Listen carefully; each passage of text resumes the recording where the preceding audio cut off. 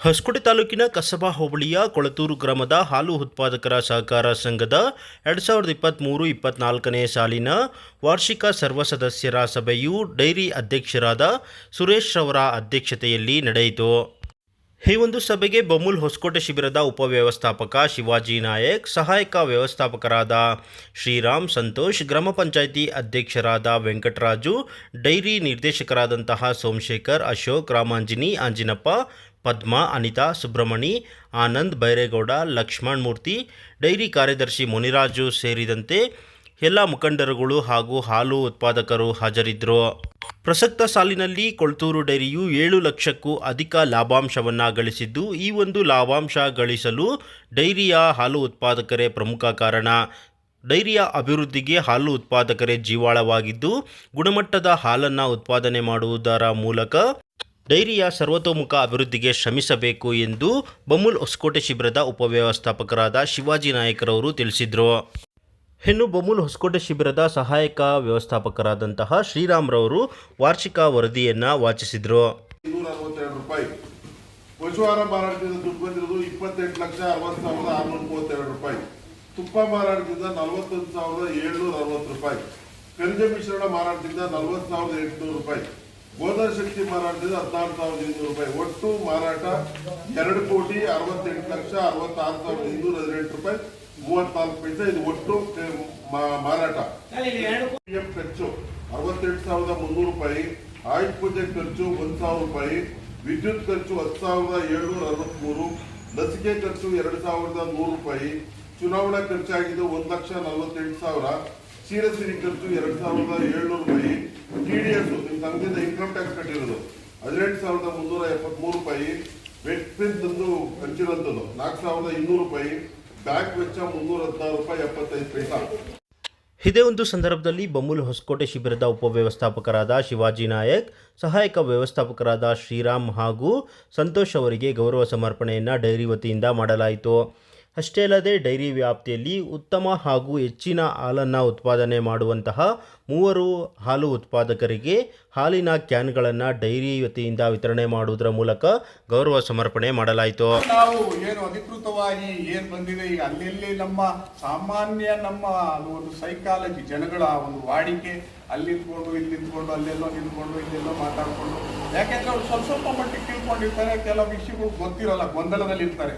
So ಆ ಗೊಂದಲವನ್ನ ನಿವಾರಣೆ ಮಾಡೋದಕ್ಕೇನೆ ಸರ್ಕಾರದಿಂದ ನೇಮಿಸಲ್ಪಟ್ಟ ಅಧಿಕೃತ ಆ ವರದಿ ಆ ಲೆಕ್ಕ ಪರಿಶೋಧಕರಿಂದ ಪರಿಶೋಧನೆಗೆ ಒಳಪಟ್ಟು ಮಾಡಿರುವ ಏನು ಕನ್ನಡಿ ಅಂತಿದೆ, ಕೊಳತೂರು ಕನ್ನಡಿಯಲ್ಲಿ ತಮಗೆಲ್ಲ ಮುಖವನ್ನ ತೋರಿಸಿದ್ದೀವಿ, ನೋಡ್ಕೊಳ್ಳಿ ಅಂತ ನಿಮಗೂ ಒಂದೊಂದು ಕನ್ನಡಿಯನ್ನ ಕೊಟ್ಟಿದ್ದೀವಿ. ಸೊ ಅದರಲ್ಲಿ ಇವತ್ತೇ ಅಲ್ಲ, ಇನ್ನು 24 ಗಂಟೆ 48 ಗಂಟೆ ಯಾವತ್ತಾದ್ರೂ ಇದು ನೀವು ಹಾಲು ಉತ್ಪಾದನಾ ಈ ಸಮಯದಲ್ಲಿ ಬಂದು ಕೇಳಬಹುದು, ಚರ್ಚೆ ಮಾಡಬಹುದು. ಸೊ ಇವತ್ತು ಅದಕ್ಕಾಗಿಯೇ ಈ ಹಬ್ಬದ ವಾತಾವರಣ ಪ್ರತಿ ಗ್ರಾಮದಲ್ಲೂ ಈ ರೀತಿಯಾಗಿಯೇ ಮಾಡಬೇಕು. ಸೆಪ್ಟೆಂಬರ್ 25ರ ಒಳಗೆ 5:30 ಇಂಥ ಸಭೆಯನ್ನ ಯಾವ ಗ್ರಾಮ ಅಥವಾ ಯಾವ ಸಂಘದಲ್ಲಿ ಮಾಡಿರುವುದಿಲ್ಲವೋ 26ನೇ ತಾರೀಕು ಅವ್ರು ಎಂಥವರೇ ಇಲ್ಲಿ ಆಡಳಿತ ಮಂಡಳಿ ಬರ್ಖಾಸ್ತ್ ಆಗ್ತದೆ, ಇಲ್ಲೊಂದು ದೊಡ್ಡ ಬೀಗ ಬರ್ತದೆ. ಸೊ ಅಷ್ಟೊಂದು ಮಹತ್ವವಾಗಿರುವಂತಹ ಈ ಒಂದು ಸಾಮಾನ್ಯ ಸಭೆಗಳು ಸಂಘಕ್ಕೆ, ಈಗ ನಿಮ್ಮ ಸಂಘಕ್ಕೆ ನಾವು ಈ ವರ್ಷದಲ್ಲಿ ಅತ್ಯುತ್ತಮ ಸಂಘ ಅಂತ ಕೊಟ್ಟಿದ್ದೀವಿ, ಅದರ ಬಗ್ಗೆ ಯಾರು ಕೇಳಲಿಲ್ಲ. ಹಾಲು ಜಾಸ್ತಿ ಯಾವ್ದಿದೆ ಸರ್ ಅಂತ ಯಾರು ಕೇಳಲಿಲ್ಲ. ಹಾಲಿನ ಗುಣಮಟ್ಟದಲ್ಲಿ ಕೊಳತೂರು ಹೆಂಗಿದೆ ಅಂತ ಯಾರು ಕೇಳಲಿಲ್ಲ.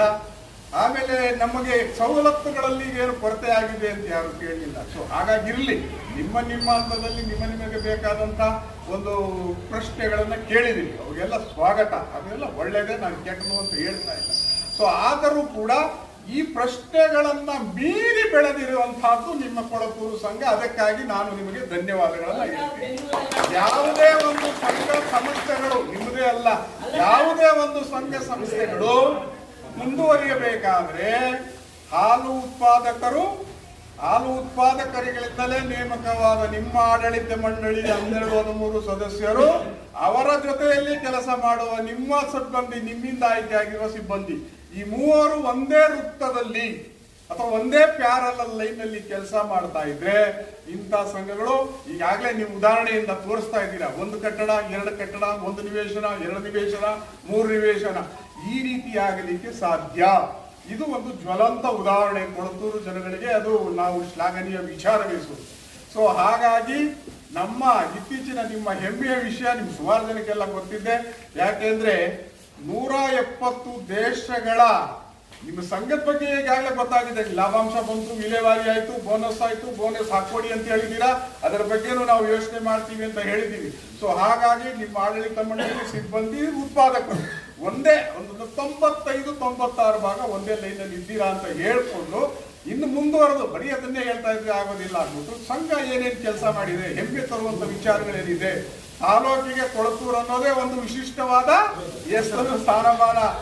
ನಾವೇ ಬೇರೆ ತಾಲೂಕಲ್ಲಿ ಬೇರೆ ಜಿಲ್ಲೆಗಳಲ್ಲೆಲ್ಲ ಹೇಳ್ತೀವಲ್ಲ ಅದನ್ನ ಅಷ್ಟು ಪ್ರೌಡ್ ಆಗಿ. ಯಾಕೆಂದ್ರೆ ನಮ್ಮ 170 ಹಾಲು ಉತ್ಪಾದಕರ ಸಹಕಾರ ಸಂಘಗಳಲ್ಲಿ 6708 ಜನ ಹಾಲಾಗ್ತಾ ಇದ್ದು 97,971 ಲೀಟರ್ ಇವತ್ತು 4.2 8.5 ಗುಣಮಟ್ಟದ ಹಾಲಿನಲ್ಲಿ 95% ಹಾಲು ಶೇಖರಣೆ ಕೊಳತೂರು ಪ್ರಥಮ ಸ್ಥಾನದಲ್ಲಿ ಇರ್ತದೆ.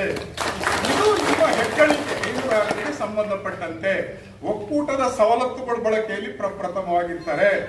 ಆಮೇಲೆ ಒಕ್ಕೂಟದ ಯಾವುದೇ ಕಾರ್ಯಕ್ರಮಗಳಾಗಲಿ, ಶಿಬಿರದಿಂದ ಯಾವುದೇ ಆಗಲಿ ಸ್ಪಂದನೆ ಬಹಳ ತೀಕ್ಷ್ಣವಾಗಿರ್ತಾರೆ. ರಾತ್ರಿ ಹೇಳಿದ್ದು ಬೆಳಿಗ್ಗೆನೆ ಕಾರ್ಯರೂಪಕ್ಕೆ ತರುವಂತ ಸಾಧನೆ ಕೂಡ ಮಾಡ್ತಾ ಇದ್ದಾರೆ ನಿಮ್ಮ ಸಂಘಗಳು.